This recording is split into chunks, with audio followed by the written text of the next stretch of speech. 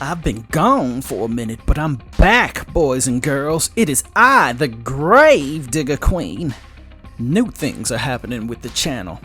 We have decided that we're going to put in new short stories that are going to connect to one another. All in a place called Clearview, Illinois. Is a place of ghoulish delights. And it will be ongoing, so it goes on until we get bored of doing it. Enough about the future, what about right now? I have received a Zac story from a Zac and Harley, but I suppose this is a Zac story. He gets trapped in the woods or something. I didn't actually listen to it, but I'm sure it'd be great. We'll listen to it together, children. The name of tonight's tale is Mud by Montsho Shelby.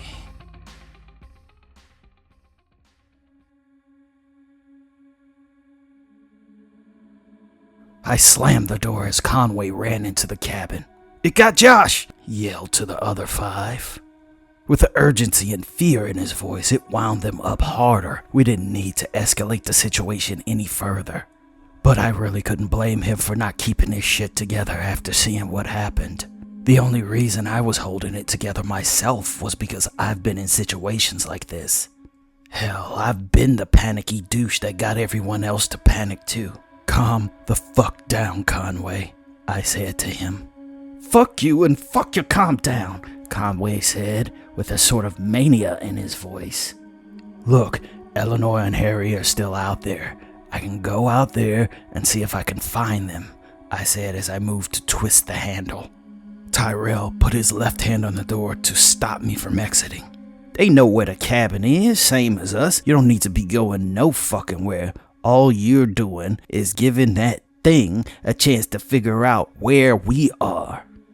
"I'll be quiet," I said, like Harry or Eleanor could find this place in the dark. "You did," Tyrell said with confidence. "I know what I'm doing, relatively. Now let me try to get our people back before we lose 2 more, I said. "Nah, that's not about to happen," Tyrell said, staring me down as if daring me to open the door. "What exactly are you gonna do when I open that door?" I said, curious to know if Tyrell was as sure of himself as he thought he was. "I'm gonna beat your ass, Zac. Stay the fuck in this cabin," he insisted. "I'm with Tyrell. You shouldn't go out there. We should wait until daybreak and try to hike to the cars," said Sue. 2 of the other guys nodded and agreed. Chances were that if I managed to beat Tyrell, all the rest in the house would fall back in line. But I wasn't going to do that. As far as I was concerned, the monsters were out there, not in here. I could spare a few minutes to explain myself, and they would listen. We lost 2 people already tonight. We didn't need to lose any more. Tyrell and I were pretty tight, along with Conway and Mary, but Devin, Keith, Sue, and Greta we had only just met a few hours before. We were deep in Oregon in the middle of July. Me, Conway, Tyrell, and Mary were on a case which we thought we was gonna be finding out the fates of hikers that went missing mysteriously about the same time of the year. Mary most certainly thought it was Bigfoot, but myself didn't tell Tyrell that because everyone knew black people didn't go looking for Bigfoot. On our walk, we encountered another group of people who were just hiking around for no reason in particular. We had initially planned to just go on our way and do our normal shit, which was to look for electromagnetic signals or signs of supernatural fuckery. I didn't think we would find much, but that was the reason I brought Tyrell, Mary, and Conway. Whenever I was doing light investigations, I tended to bring some of my friends who were more weekend investigators that did it for hobby, just to get out of the house and hang out, because most of these hunts didn't turn up anything that was tangible. When I thought a situation was going to be a real issue, that's when I tended to pull Harley in on things. I didn't this time because I knew she was going to think it was too boring to go on. I got proved wrong twice over. The rain came hard, and that was what prompted our 2 groups to merge into one. They had already set up tents and we had not, so we chilled out together and shot the shit, played guitar, smoked weed. In the dead of night, we heard the sound of someone crying out, but their voice sounded muffled and far away, more noise than language. Half of us trudged through that thick mud, like stepping through drying glue. All my team went because we're all just that way, and two of their guys, Josh and Otto. When our lights cut through the darkness, we found an unlikely sight. Submerged in the mud was a woman. She looked to be older, maybe her 50s or 60s. She was writhing in the dirt. She was so caked in it that aside from knowing it was an older woman, all other features of her form were impossible to describe. From the looks of things, the woman was stuck and struggling not to drown. I will agree, I've never heard of people actually drowning in quicksand in real life. I'm aware of the 1920s of it all. It was the dead of night, and it was an old woman in trouble. We didn't go asking the obvious questions, like why she was there in the first place. Me, Otto, and Tyrell jumped into action and tried to pull the woman out. The others stayed back on the off chance we may also fall into the same sinkhole she did. As us three got near and really put some light on the woman, she was nude. And at her age, it wasn't a pretty sight, though I'm not sure if the coating of mud made it better or worse. Tyrell and I got on the right and left side of the woman, respectively. Our feet sank in mud to our ankles just from a few steps. Otto dug under the dirt and was trying to pull the woman's legs out. I yelled and told her we had her, and everything was going to be fine. She moved her mouth and nothing came out. Perhaps she was muted by layers upon layers of mud. "Keep the light steady," yelled Otto when he got no clear idea where the woman's legs were. He rummaged through the muck longer than I thought was necessary. So much so, I almost asked him if he wanted to switch. Before I got to that, the grandmother lurched upwards with such force it yanked Tyrell and me out of the dirt. Under the mud, under the woman, under us all was the monstrous form of what seemed at first like a worm, but it didn't move like that. The body under the body opened like a purse, and rows of jagged teeth spilled out. Me and Tyrell frantically attempted to dislodge ourselves from the old woman's grip, but instead dangled like bait being offered to a fish. The old woman completely went inert like a puppet that someone took their hand out of and drooped over uselessly. Otto was violently snatched in the teeth and disappeared. I found that I couldn't detach from this mockery of life. Something bound me to it. I used a bit of core strength and flipped upside down to use gravity and both my legs to break free. Suddenly, a visceral spray of blood doused Tyrell and I to the sounds of the other's screams. I almost regretted that I wriggled free because the maw opened for me. The teeth slid to scoop me up as I fell, but it missed by inches. I rolled on the river of mud while I saw Mary and Conway yank Tyrell from the unusually sticky arm of the floundering old woman. I rode for my life as the creature zigzagged and charged at me like a mud shark. I ran the other way from my people, hoping that they could get some time to regroup. The monster sank completely under the mud, and it looked like the corpse of something vaguely human-like, gyrating unnaturally. My every step was labored, trudging through the dirt. Every one step felt like two. I veered off of the ground and hopped onto the strongest, most structurally sound tree I could find. In the milliseconds I had to make that assessment. Breathing easy, I looked down and saw the worm-like beast and the inert grandmother slip under the dirt. It took me a good while before I felt confident enough to step down. But when I heard the screams of my friends, after it reached our camp, I manned up. I chased them for at least a half hour, and I followed their screams in the darkness, not knowing who made it and who didn't.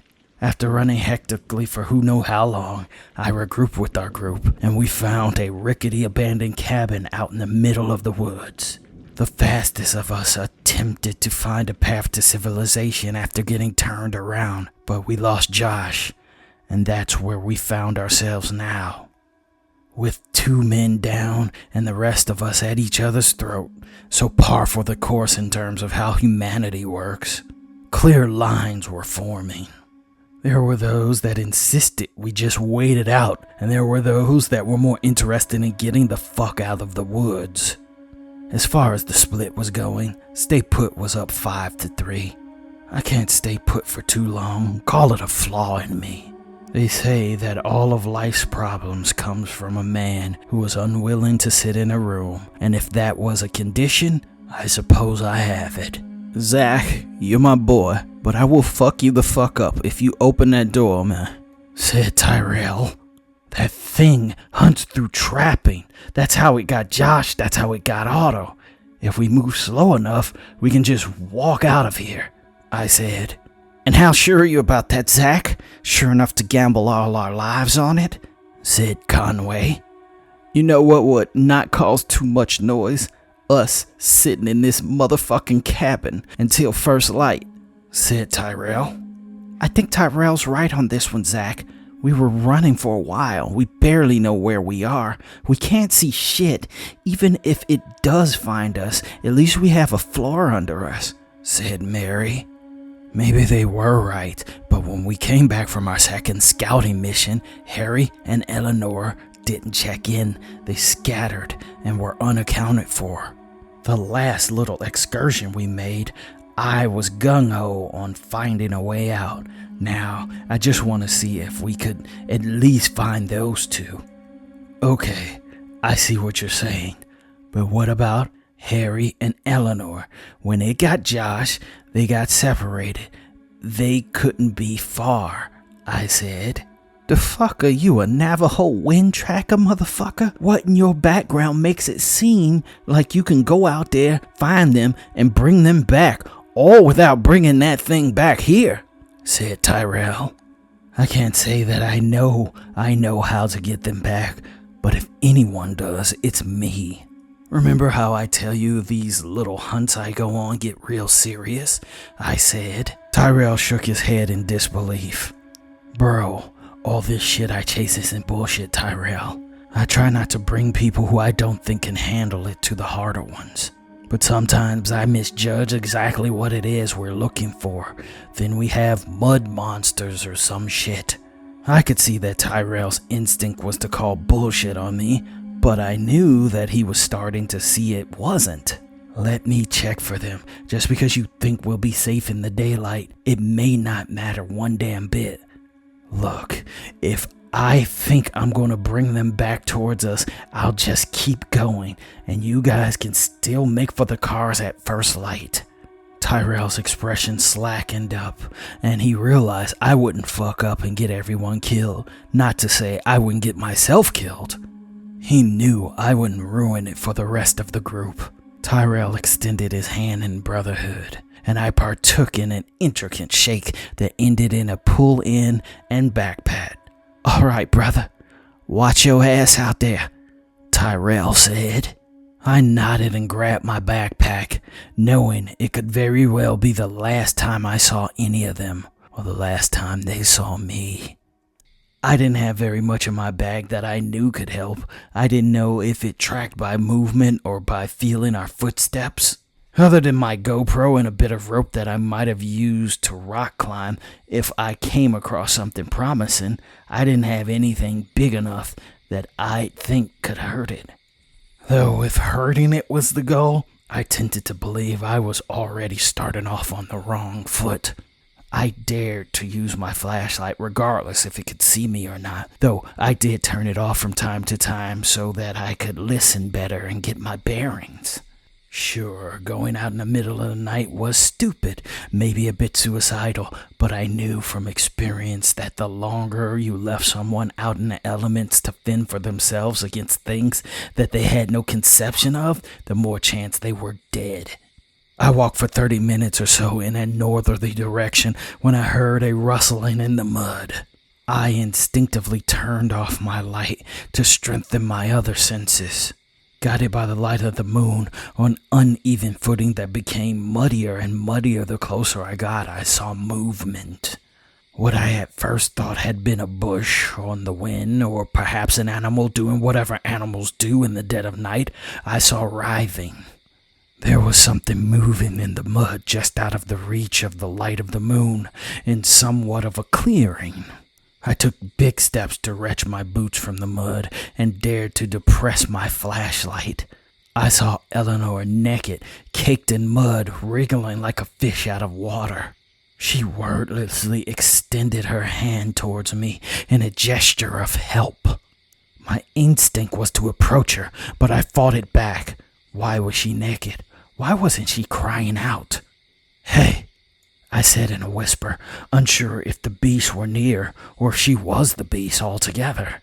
Eleanor didn't answer. In fact, she didn't seem to be doing anything other than her grim dance of desperation, slipping and sliding on the mud on what I could only call an infinite loop. The longer I looked at it, the more convinced I was it wasn't her. When I turned out my light, a sudden whisper entered my ear. "Over here," said a voice from above.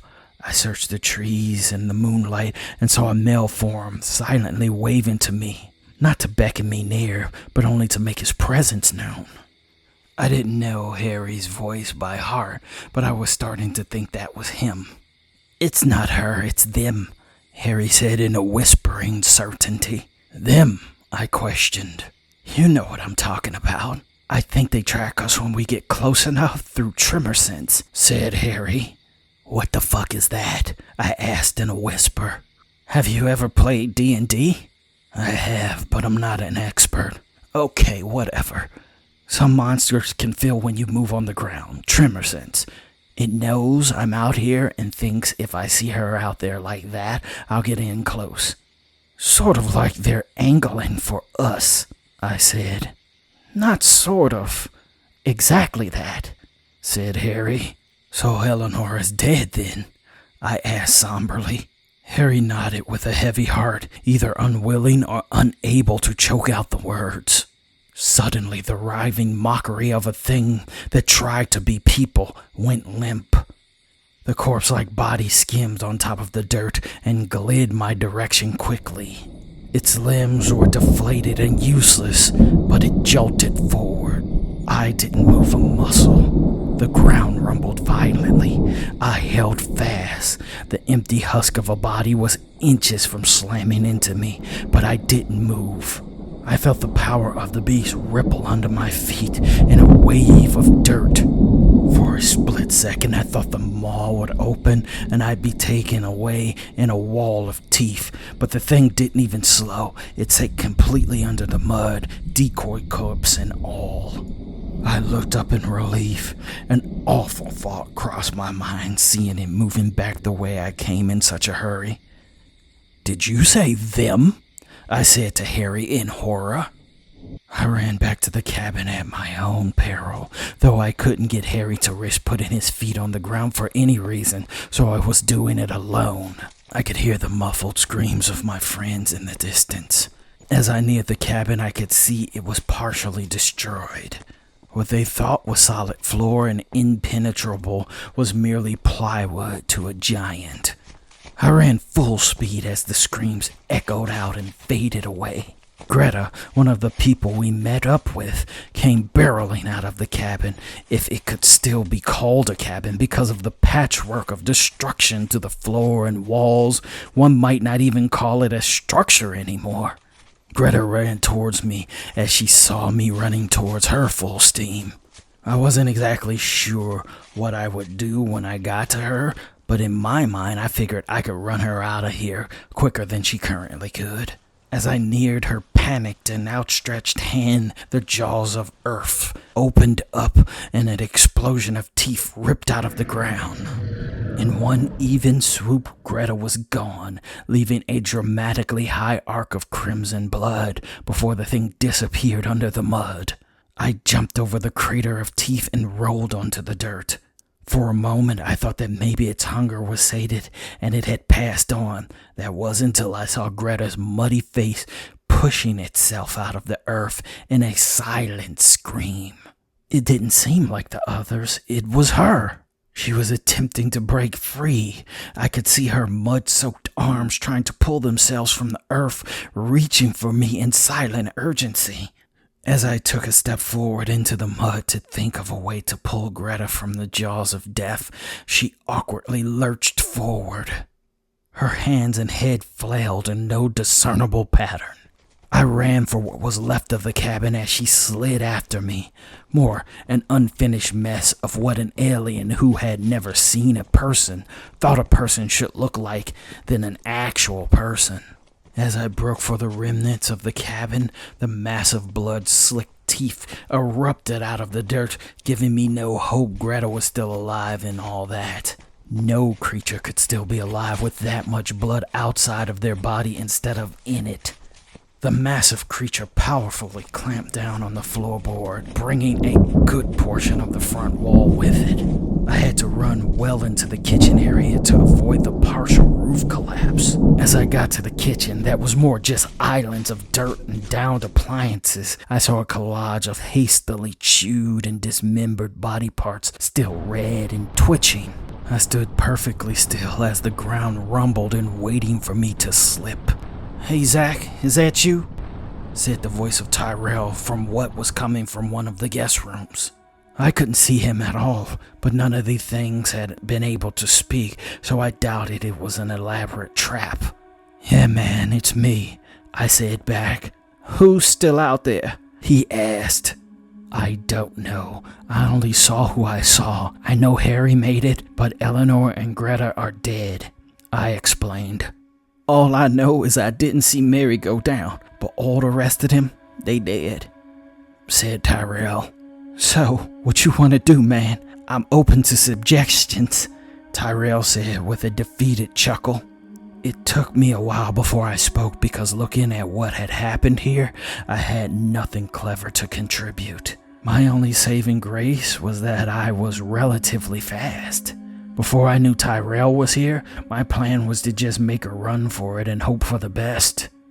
"Maybe we should just make a run for it. I'd like to say they couldn't kill us both, but we both know that shit ain't true. Look, man, I shouldn't have threatened to beat your ass. You were right, we should have all just made a break for it," said Tyrell. "Look, man, it was a call, and it could have gone just as bad if we did it my way," I said. A moment of contemplation happened, and Tyrell just skipped over it rather than wallow in the emotions, and I was fine with that. "Alright, brother, I think what's best is we just run two different directions until we get to civilization. It must be a reason they haven't gotten to civilization yet, right?" said Tyrell. "Your guess is as good as mine," I said. "Do you need a minute?" I could hear Tyrell taking in a deep breath even from a room away. "Nah, man. Waiting is what got us fucked up in the first place." "How are we gonna do it? The count of 3? I asked. "Yeah, man, go for it." Tyrell started the countdown. 1, 2, 3. I didn't hesitate. My feet hit ground and I took off like a shot. To my surprise, I didn't hear or see Tyrell sprinting out the back way. So he either got scared or waited for whatever monsters were in the area to focus on me before he made his way out. Since I had already committed to my course of action, I didn't slow. If all eyes were on me, so be it. I ran, ignoring any rumbling in the ground unless it was too close to ignore. I ran for minutes, maybe hours. I was still young enough that I could get away with that. I ran until the light of day crested on the horizon, and my run was no longer a sprint, but a tragic death march on legs that burned. When the sun came up, I began to see the mud start to dry out, and my steps became free and light. My foot touched paved concrete, and I all but collapsed. I had made it to civilization. As I looked up, there was a looming shadow over me. I jumped. It was Mary. "Are you the only one else to make it out?" she asked me. "I don't know. I might be," I said back. "Wait, there's something moving over there," said Mary. As we looked into the brush, we saw Tyrell caked in mud, waving at us and smiling, waving at us and smiling, waving at us and smiling.